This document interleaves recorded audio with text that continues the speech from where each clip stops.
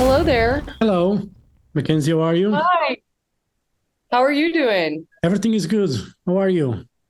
I'm good. I just landed in Copenhagen, which I don't think is how you pronounce that, but Yeah, I've I've been to Copenhagen before, and it's probably one of my favorite cities in Europe.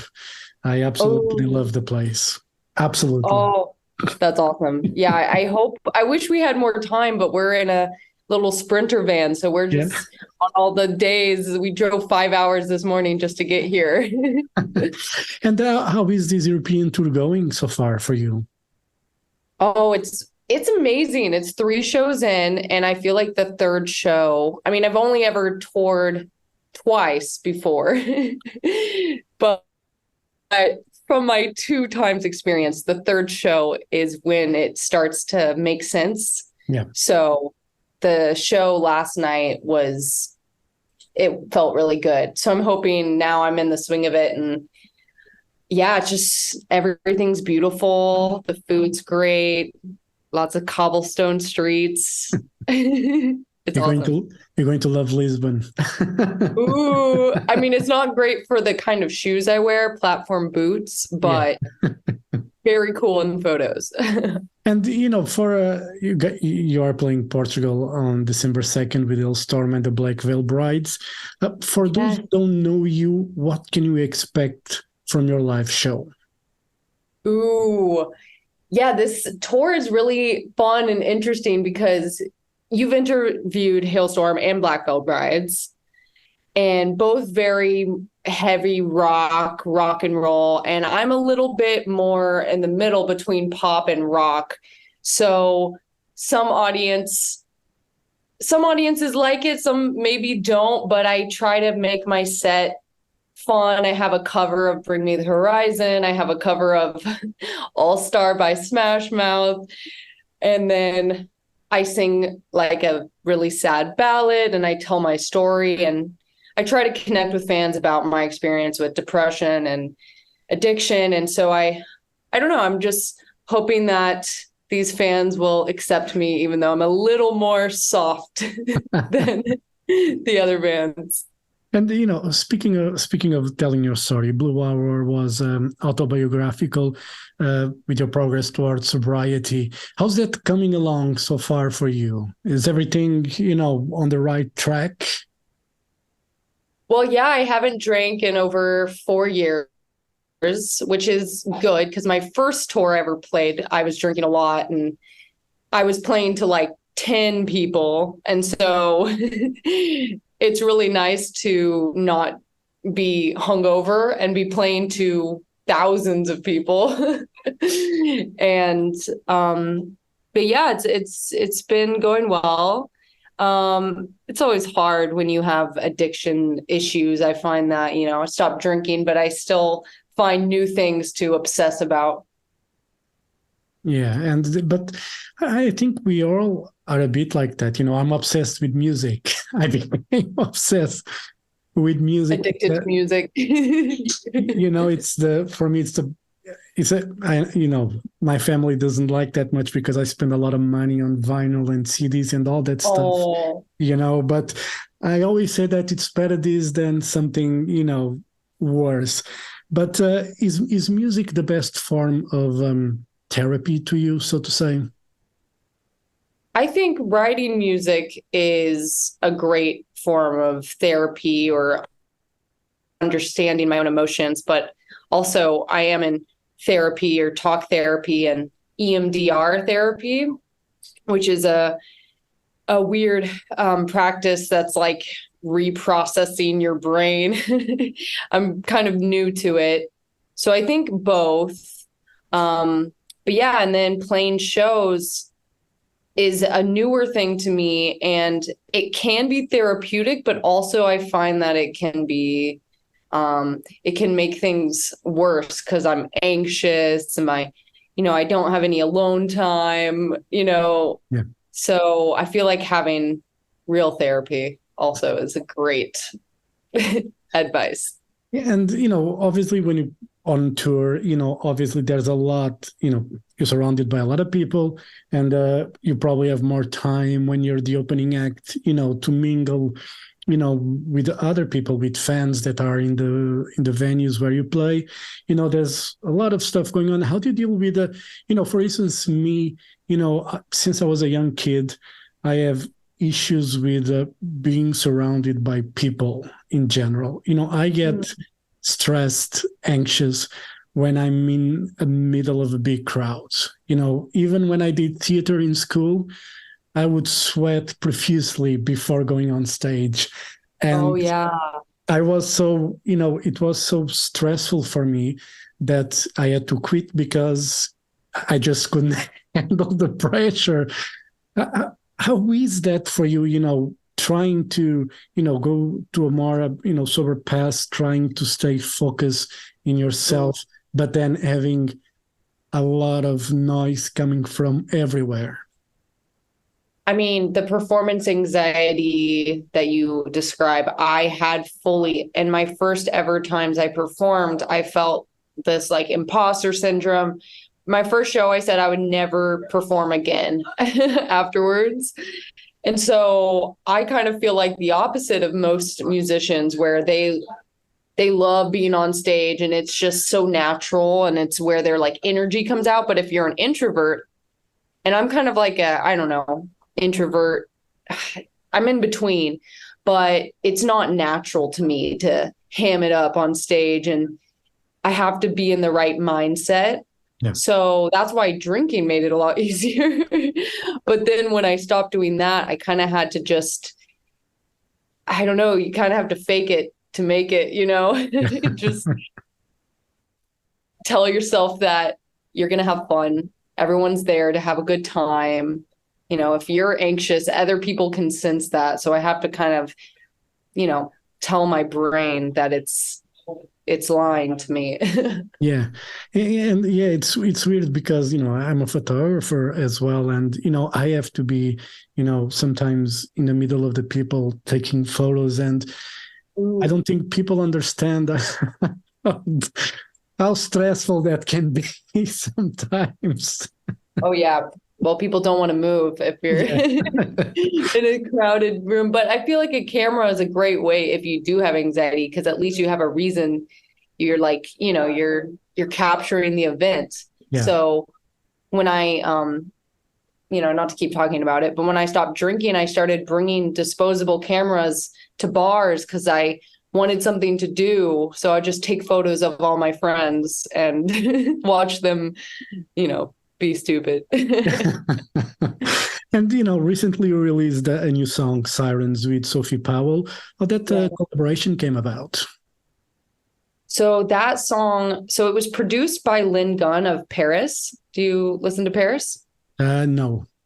Okay, Paris with a V, and one of my favorite bands of all time. So I got to do a session with her, and we did 3 days of writing songs, and then we made the song Sirens. And Sophie Powers, I think she's 19, and she's from Canada. I had her jump on the song, and she's awesome. And funny enough, I had originally connected with her because I was casting a younger version of me for a music video. And I thought she would kind of look like younger me. And so then it turned into just us making a song together. That's quite cool. And it's something, this type of collaborations is something that you look forward to because, you've done quite a few. Is it, important for you as an artist to work with different people, to evolve musically? Ooh, I have done a lot of collaborations, and I think I've been trying to do some in different genres. I started out doing like EDM collabs and singing over big producer songs.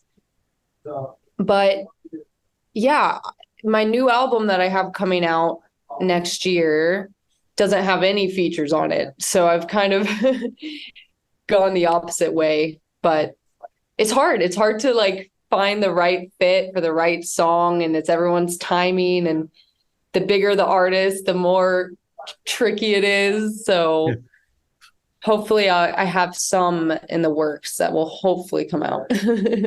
And speaking of that album that will come out next year, was important, then not to have collaborations and show what you're able to do, where you are now musically as well, and to show who MOTHICA is all about. Yeah, I mean, it wasn't intentional to not have anyone, but I think I've learned like once you let someone else on your song, it's not yours anymore. And this album was a story. It's kind of like my origin story a little bit. And it's a whole visual album too. So there's going to be 12 music videos that come out with it. So it has this narrative story, and it's the first time I've really done that. I tried to do that with Nocturnal, but I think this one is even more cohesive. So it was hard to fit someone else into that. But there are featured people in the videos, but yeah, not any other bands. Cool. And how long did it take to write the new album? Oh, I mean, it's been the last year or so. One of the oldest songs on it I wrote for Halloween, I think 2 years ago, and it's the one I've been playing on this European tour, so you'll hear it.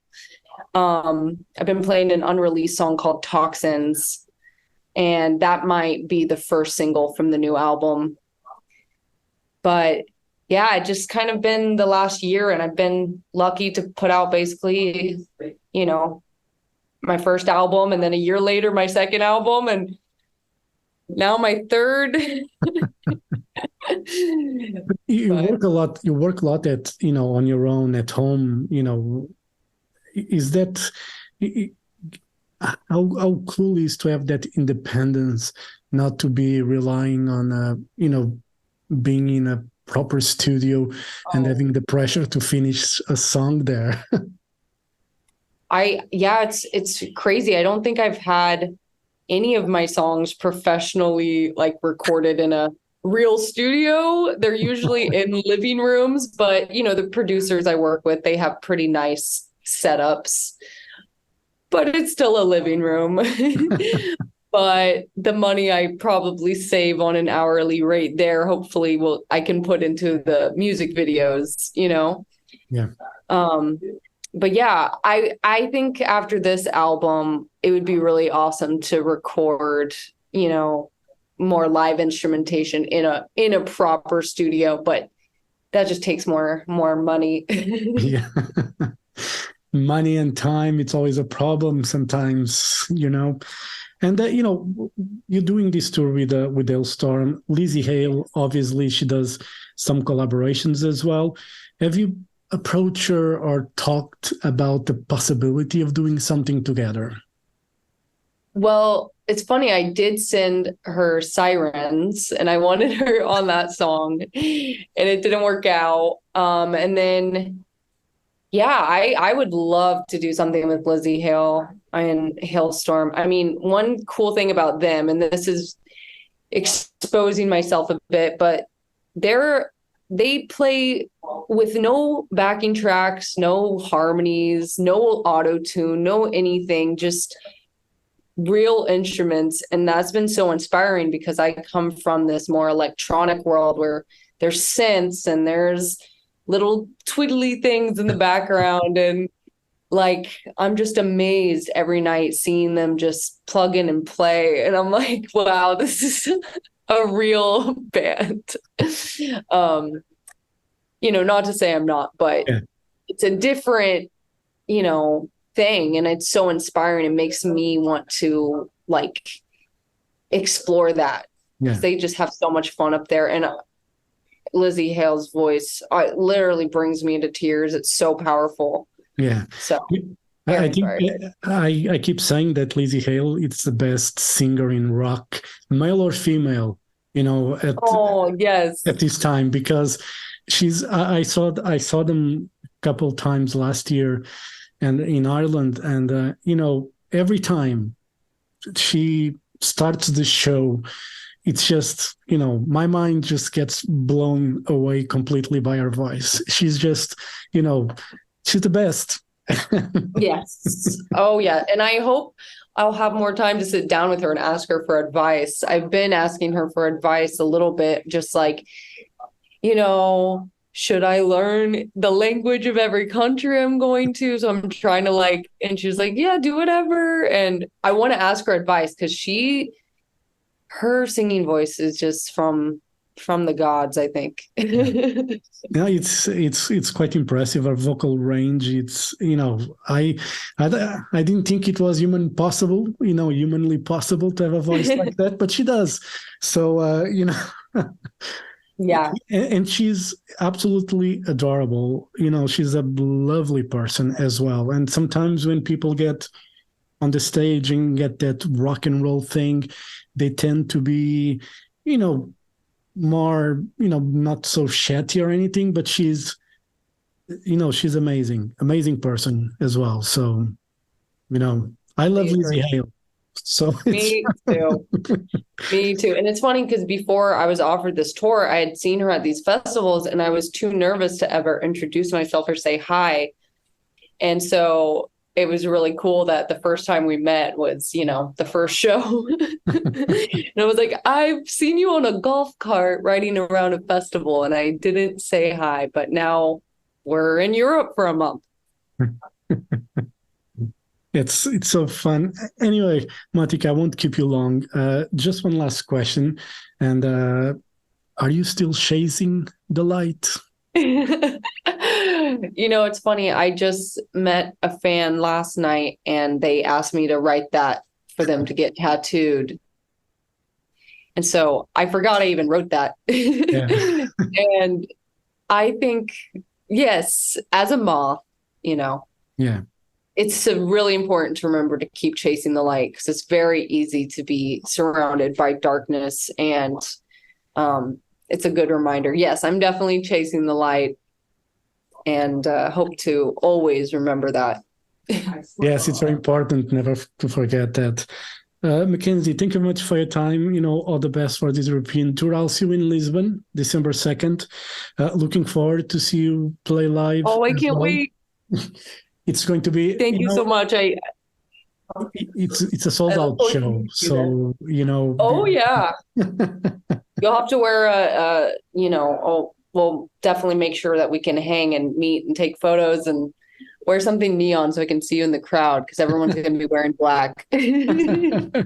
Well, because I'm actually going to be taking pictures there as well. Oh, yay! So I'll be in the pits. I probably won't wear anything neon because I don't have anything neon, but I'll just. That's okay. I'll just a bit shy, I'll just wave hi, and then I'll go back to my business.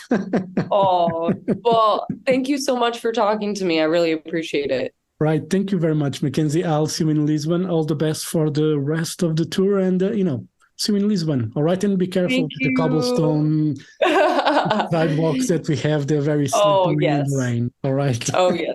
Thank you so much. Thank you so much. Have a great day. Enjoy the tour. All right. Thank you. Bye bye.